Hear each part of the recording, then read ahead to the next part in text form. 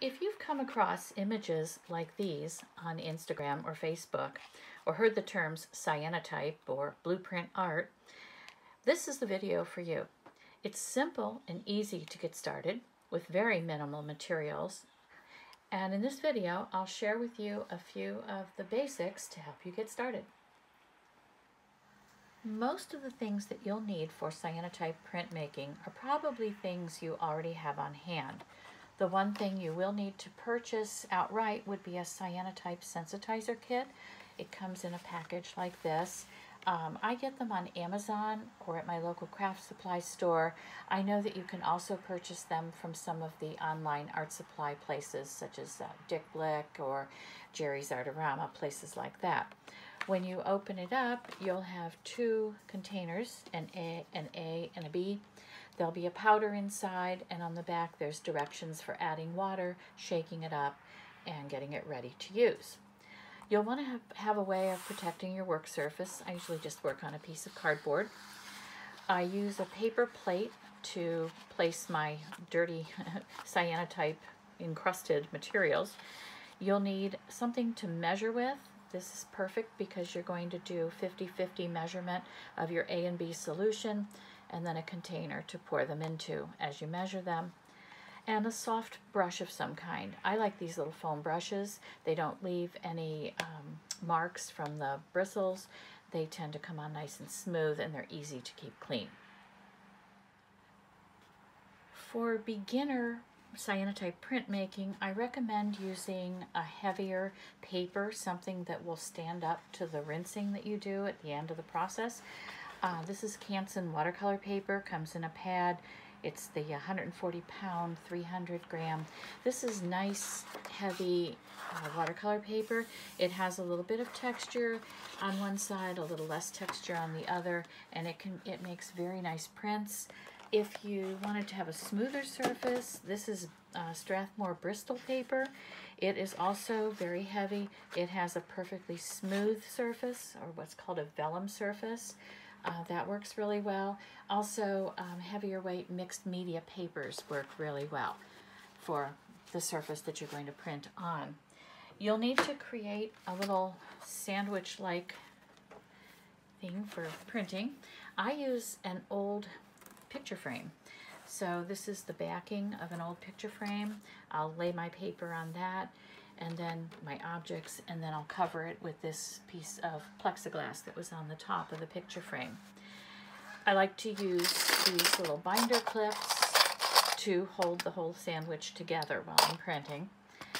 And last but not least, you need the objects that you're going to print. And I'll be demonstrating with natural materials. These are some dried flowers and leaves that I've collected. And you can also, if you don't have dried materials, don't want to use dried materials, you can also use stencils like this fern stencil that I have here. And it really doesn't matter that your stencils are dirty from other uses. It's actually better because that will block the light a little bit better, and you'll tend to get a slightly better print. So some other supplies that you'll need to get started. When you're working with the cyanotype solution and with the printmaking process itself, you're going to want your room to be darkened, no direct sunlight coming in. Right now it's midday. I do have my shades pulled, but my room is still fairly bright, so it's not quite as desirable as it might be, but it'll just have to do. I already prepared these, so I have the water in these and mixed it up. It's ready to use. My part A and my part B. And I'm going to measure up to this mark right here with each one and pour them into my container. So my part A, give it a little shake. Put it in my container and pour it in my mixing container. This first solution is kind of a yellowish color. Then my part B, an equal amount, will go into my mixing. And it's a much darker color.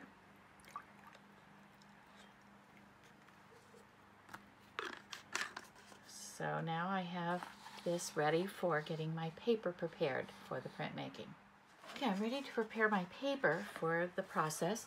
I have my backing board, the back of the frame, and I have a piece of the Canson watercolor paper. I'm going to use the rougher textured side for this one.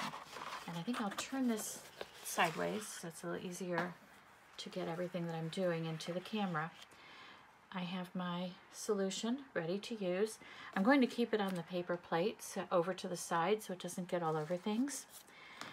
And I'm going to use my foam brush. So stir it up a little bit, and I'm just going to paint it across the paper. It's going to look yellow when you put it on, and I go in 2 different directions. So I'm going to go first. You can go diagonally, you can go up and down, it really doesn't matter. The first time you go across, it might look a little uneven, but it will soak in. That's the nice thing about using watercolor paper. It does absorb the solution really well, so you get a smooth surface. Then I'm going to want to go in another direction just to wipe it in really good. You want to try to avoid having puddles. Puddles tend to collect at the edges, and if at all possible, you want to get those soaked in really, really well. Okay, once that's done, this is going to go into a dark closet where it's going to stay until it is completely dry. While the first one is drying, I'm going to prepare a second sheet. This is the Strathmore Bristol paper. It has a much smoother surface. So I'm going to prepare this second one just so that you can see the difference, if any. Sometimes it just depends on the light that you have on any given day, the amount of sunlight, the saturation of the solution. A lot of different things come into play, but I want to have 2 papers ready. So into the closet with this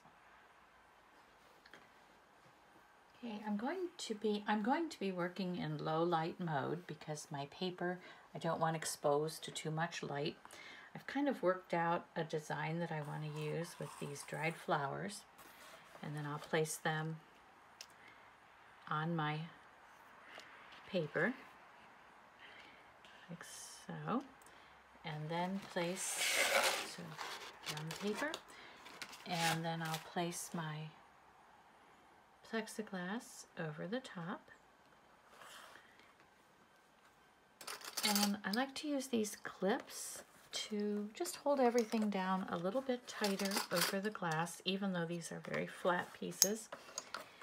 And also because it helps if I take it outside on a windier day, I don't have to worry about the top flipping and having everything blow off.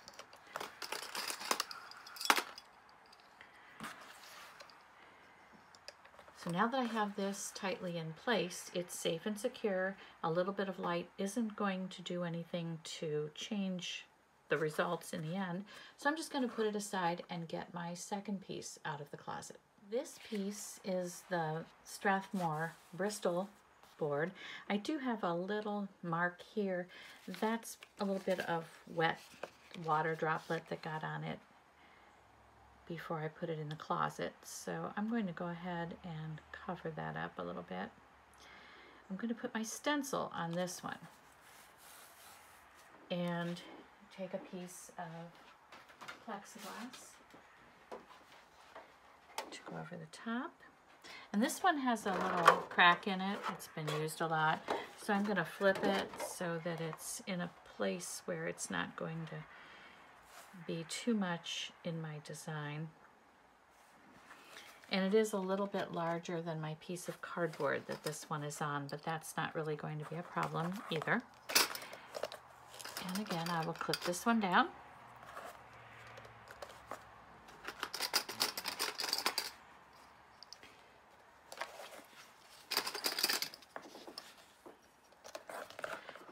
And for this one, because I can't really put a clip around this part here, I'm just going to put clips as close as possible to the end right there. And now this one is ready to go out into the sun. Today is a little bit more overcast than would be ideal. So when I take these out, sometimes if it's a very bright midsummer sunny day, I can get an excellent print within 10 minutes at the very most. A day like today, where it's slightly overcast, the sun peeks out every now and then, I may have to leave these out for 15 or 20 minutes. So we'll take them outside and get the timer going. I'm using a small tub with cool water in it because I'm outside on my deck. I also often use a similar tub in my kitchen just because I don't need that much water. You can run water over this. You could use your hose outdoors or use the faucet in the kitchen. As long as this solution is diluted, it's perfectly safe to have it go down the drain or out into the yard. Your print is ready for rinsing if the parts that have been exposed to sunlight have turned, as you see here, kind of a grayish, brownish, amber kind of color. That lets you know that it's sufficiently exposed to the sun to have gone through the process of converting it to that blue tint. You can pick this away a little bit and you see the huge difference there. That yellow is actually sensitizer solution that is remaining on the paper because it was covered. What you need to do now is swish it around in your water to get all of that yellow sensitizer solution out of your paper so that you have that nice crisp white background. Because today was a rather overcast day, it took almost 30 minutes to get that print to the point where it was ready for rinsing. On a high sunlight day, mid afternoon, full sun, middle of summer, you may find 5 to 10 minutes is plenty of time. And it is a process of trial and error to some extent.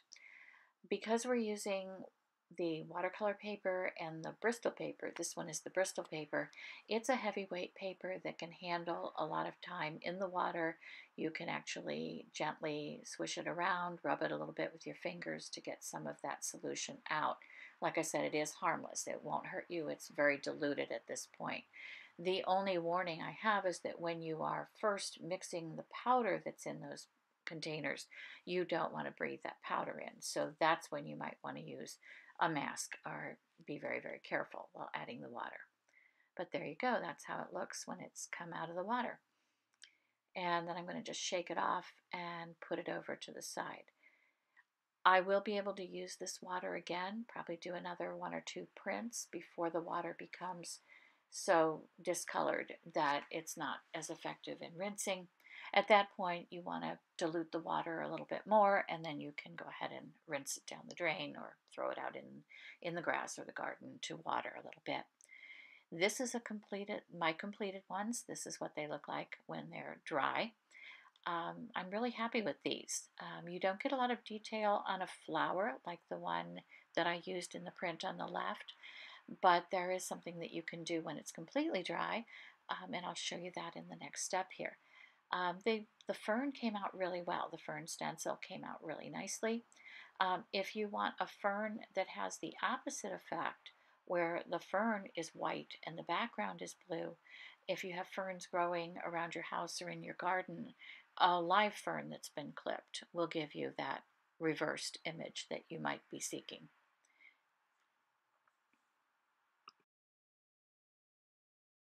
Once a cyanotype is completely dry, the blue color is permanent. So if you wanted to add color, it's very easy to use water-soluble colored pencils, as I have here, markers, regular colored pencils, watercolor paints, really any materials that you have on hand to add color, texture, line, pens, gel pens. They will all work if you want to add extra details to your cyanotype prints. As you can see, cyanotypes are a lot of fun. I have several other classes available on this YouTube channel, and I have more planned for the coming weeks. So definitely hit that follow and stay in touch so that you can learn more. Right now I have one called Sunart, I believe I use something like that in the title. It's for teaching kids how to do cyanotypes using pre-packaged cyanotype papers. I have one for double printing, 2 prints for the price of 1, so to speak, and another that deals with using more fragile papers for your cyanotypes, especially if you like using them for your mixed media work. So there is more to come. I have several others planned. One that I've been doing some work with right now is using photographs and turning them into cyanotypes. So stay tuned for that one.